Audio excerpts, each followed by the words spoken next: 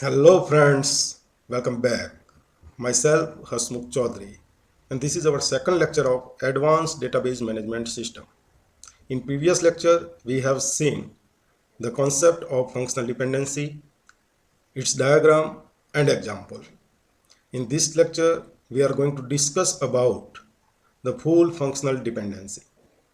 But before that, if you do not still subscribe my channel, please subscribe my channel HD's Knowledge World and press the bell icon so you can get the notification first.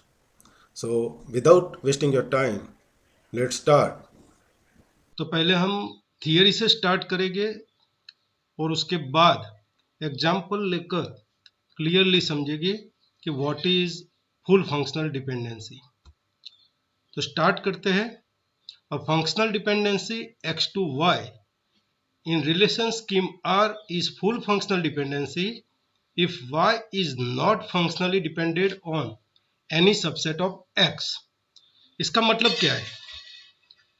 तो हम एक relation लेकर के यहाँ पर समझते हैं कि सपोज हमारे पास है कोई रिलेशन R और इसमें A1, A2, A3, A4, A5 and A6 attribute है और इस रिलेशन के जो एट्रीब्यूट है उसके हम दो सेट लेते हैं X एंड Y।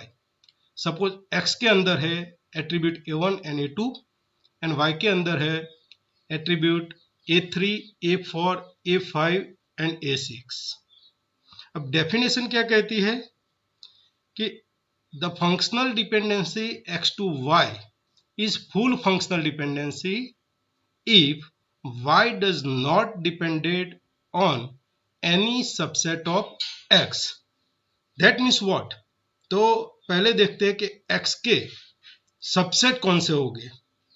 तो यहाँ पर x के दो सबसेट हो गए, एक है A1, दूसरा है A2 और अकॉर्डिंग टू अवर डेफिनेशन जो y है वो A1 पे भी डिपेंडेंट नहीं होगा और A2 पे भी डिपेंडेंट नहीं होगा।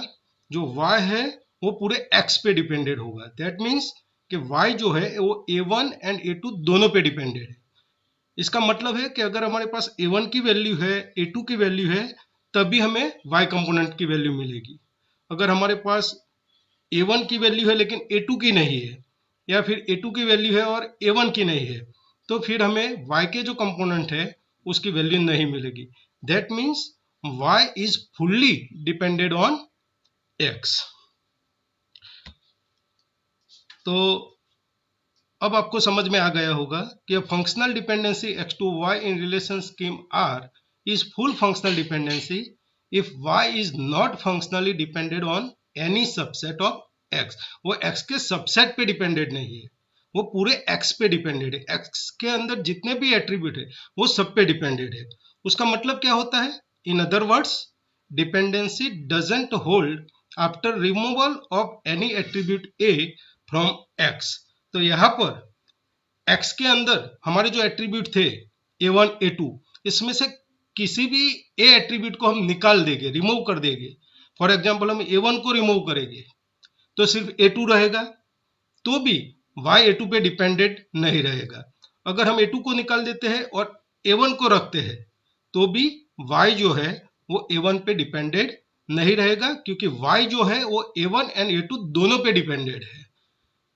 तो अगर हम जो हमारा डिटर्मिनेंट है x, इसमें से किसी एक एट्रीब्यूट a को भी निकाल देंगे तो डिपेंडेंसी नहीं रहेगी। A full functional dependency indicates minimum set of attributes in the determinant of FD. जो हमारी एफडी है उसके जो उसमें जो डिटर्मिनेंट है, यहाँ पर एफडी है x टू y, उसका डिटर्मिनेंट है x। तो x जो है वो उसके जो एट्रीब्यूट है वो मिनिमम हो गए। जो ऐसे एट्रीब्यूट है जिसपे y कंपोनेंट डिपेंडेंट नहीं है, ऐसे एट्रीब्यूट x के अंदर नहीं होंगे। इसीलिए कहते हैं कि in full functional dependency the determinant is a set of minimum attribute. अब हम एक एग्जांपल लेकर फुल फंक्शनल डिपेंडेंसी को समझने की कोशिश करेंगे। तो सपोज हमारे पास एक रिलेशन है डिपॉजिटर अकाउंट, तो उसमें कितने एट्रीब्यूट हो गए? तो एक होगा CID, A number, access date, balance and B name. इसमें से CID एंड ए नंबर जो है, CID मतलब customer ID, A number means account number, ये जो दो है वो प्राइमरी की है। एक्सेस date, balance and B name जो है वो नॉन प्राइम एट्रीब्यूट है। तो यहाँ पर ये जो डायग्राम है फंक्शनल डिपेंडेंसी का, उसमें दो एफडी दिखाई गई है। एक है FD1, तो FD1 क्या है? तो FD1 is from CID A number to access date, balance and B name, and FD2 is the functional dependency from a number to balance and b name। तो ये दो FD जो हमारे पास है, FD1 एंड FD2, इससे हमें clearly पता चलता है कि जो access date and balance and B name जो है वो प्राइमरी की जो है CID एंड ए नंबर उस पर डिपेंडेड है, लेकिन बैलेंस एंड बी नेम वो ए नंबर पे डिपेंडेड है। दैट मीन्स कि हमारी जो प्राइमरी की है उसमें जो एट्रीब्यूट है CID एंड ए नंबर, उसमें से अगर हम CID को निकाल देते हैं फिर भी हमें बैलेंस की वैल्यू मिल जाएगी, बी नेम की वैल्यू मिल जाएगी। तो बी नेम और बैलेंस जो है वो ए नंबर पे डिपेंड रहते हैं। दैट मीन्स कि हम प्राइमरी की में से कोई एक एट्रीब्यूट निकाल देते हैं तो भी ये डिपेंडेंसी रहती है। इसका मतलब बैलेंस एंड बी नेम जो है वो प्राइमरी की पे फुल्ली फंक्शनली डिपेंडेड नहीं है। लेकिन अगर हमें एक्सेस डेट चाहिए तो हमारे पास CID की वैल्यू भी होनी चाहिए और ए नंबर की वैल्यू होनी चाहिए। That means what? The access date is fully functionally depended on the primary key. अगर प्राइमरी की में से हम एक भी एट्रीब्यूट निकाल देते हैं, अगर ए नंबर निकाल देते हैं या फिर CID निकाल देते हैं, तो हमें एक्सेस डेट नहीं मिलेगी। इसका मतलब क्या है? तो जो बैलेंस एंड बी नेम जो है वो प्राइमरी की पे पार्शियली डिपेंडेड है।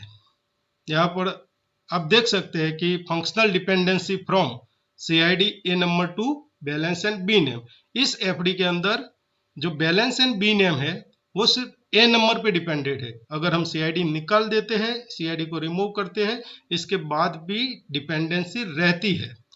इसीलिए हम बोल सकते हैं कि बैलेंस एंड बी नेम जो है वो प्राइमरी की पे पार्शियली डिपेंडेड है।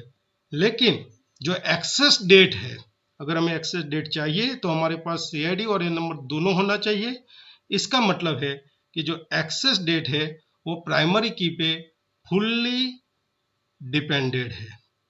तो स्टूडेंट, इस एग्जाम्पल से और इस थियरी से आशा करते हैं कि आपको समझ आ गया होगा कि फुल फंक्शनल डिपेंडेंसी क्या है और पार्शियल फंक्शनल डिपेंडेंसी क्या है।